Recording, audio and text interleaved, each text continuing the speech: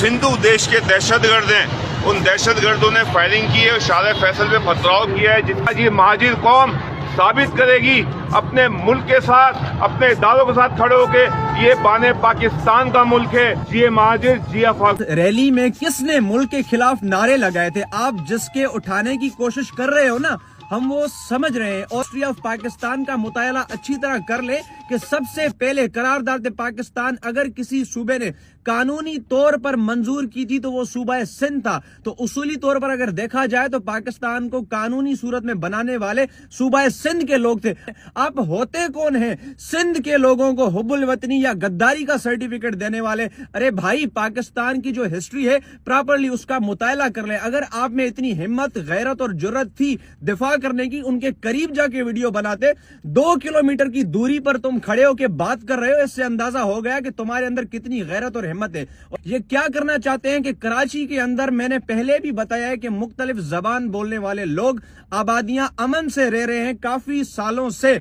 बड़ी मेहनत के बाद कराची के अंदर जो अमन बरकरार हुआ है, उस अमन को खराब करने के लिए 3-4 नस्ल परस्त जमात के लोग हैं जो हमेशा किसी ना किसी इशू को आगे लेके फिर नस्ल परस्ती की सियासत करना शुरू कर देते हैं। और उसमें पहले नंबर पर कराची के अंदर आफाक अहमद है जो हमेशा नस्ल परस्ती की सियासत को परवान चढ़ाने की कोशिश करता है। तो मैं तमाम तर जो इल्जामात इनकी तरफ से लगाए गए हैं उसको मुस्तरद करता हूं। कोई अपने कल्चर को मनाने के लिए, सेलिब्रेशन के लिए वो कराची प्रेस क्लब की तरफ पुरअमन तरीकेकार से जा रहे थे।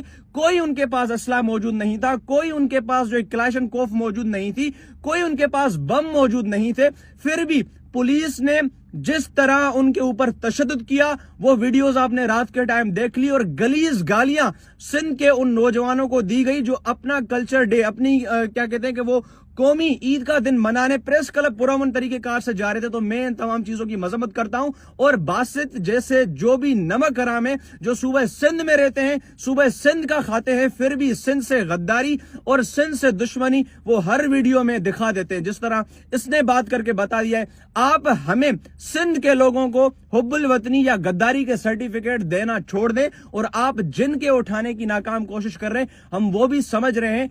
आपकी नस्ल परस्त सियासत मुकम्मल तौर पर रद्द हो चुकी है, खत्म हो चुकी है। कराची में बसने वाले पढ़े लिखे मेरे जो उर्दू बोलने वाले भाई हैं, जो उर्दू स्पीकिंग सिंधी हैं, वो इन तमाम चीजों को समझते हैं। इसलिए उन्होंने आपको मुकम्मल तौर पर रद्द किया हुआ है, रिजेक्ट किया हुआ है। ये नस्ल परस्ती का चूरन बेचना